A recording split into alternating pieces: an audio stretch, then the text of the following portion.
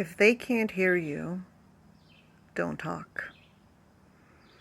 That is one of the things that I've learned recently about myself, is to be very discerning of who I spend my time with and who I use my breath with to communicate with.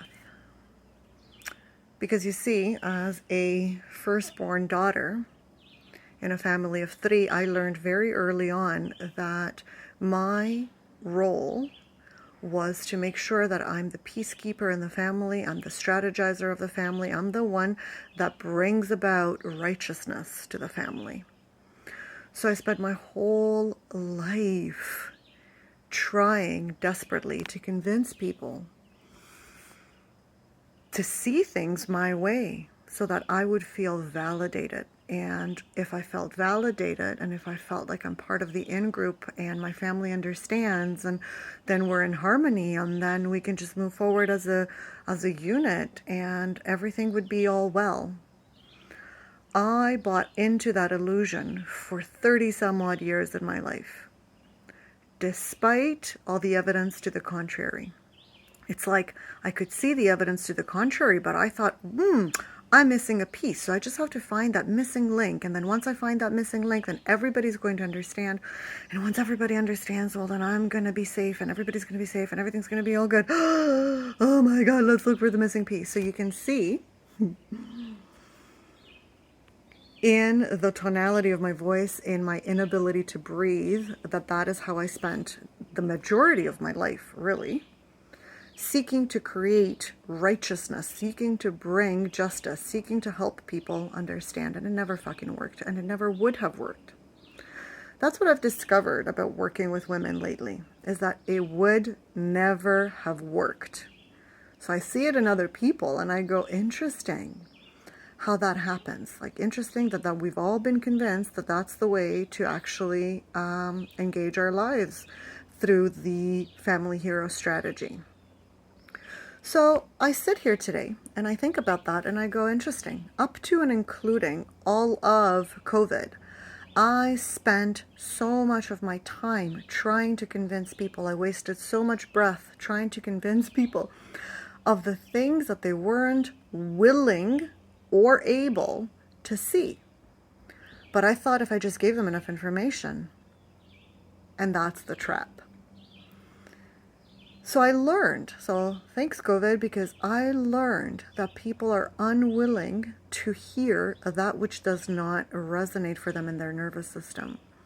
And people are unwilling to hear through and past their fear, their shame, their embarrassment, their humiliation, their belief systems even. So there was an immense freedom that came from that for me. Because of course I've been writing my blog posts and all that sort of stuff, where I knew the difference between writing to convince somebody, so writing, whether it's to convince myself or whether it's to convince somebody else, the vibration of that is very, very different, as opposed to writing for self-expression. So I knew viscerally what that difference is, and it shifted from writing into the domain of my everyday life.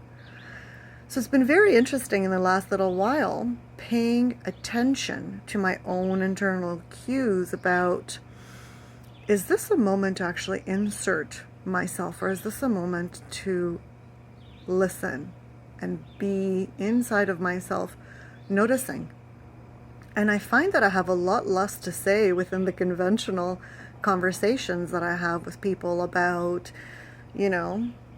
people and things and environments and jobs and all that sort of stuff. I find myself really quiet. And if somebody doesn't ask me a question about myself, I find myself not really interjecting, because I can tell that my interjection is going to create the kind of conflict that, isn't welcome by anybody and brings no meaning forward.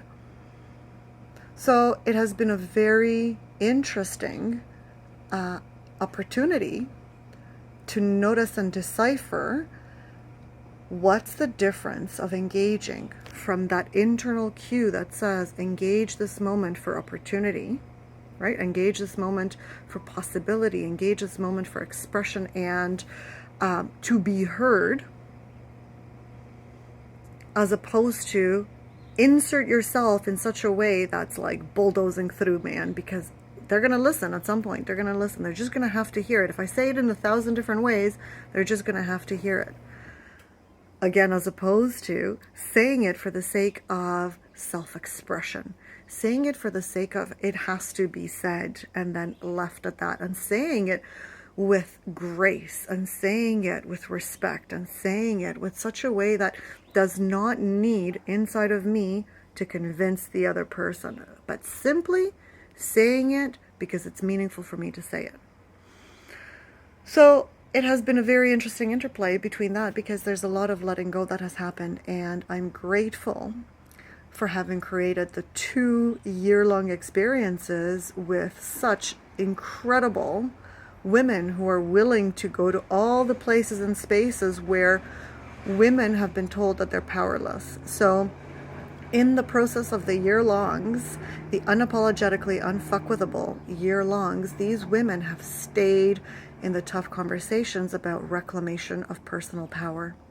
So all the places where we deem ourselves powerless, such as the conditioning that says, convince them, if you just give them enough information, if you just tell them, if they just see the righteousness of it all, and blah, blah, blah, blah, taking that conditioning and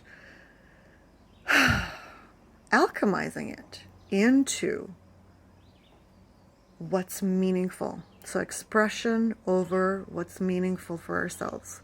So really and truly looking at becoming increasingly more internally referenced, and through that space reclaiming more of our personal power and being able and willing to decipher the differences in how we engage with other people. So it's been really, really fun for me to notice these differences and to be able to share them with 2 magnificent groups of women who are daring and willing and able. They're learning how to be able to go there. Thanks for listening. If you're curious about that experience, the year-long experience, or anything that I do as my work, I invite you to check out sparkingthesacred.com. The link will be at the bottom here. And send me an email. You got nothing to lose and potentially your life to gain.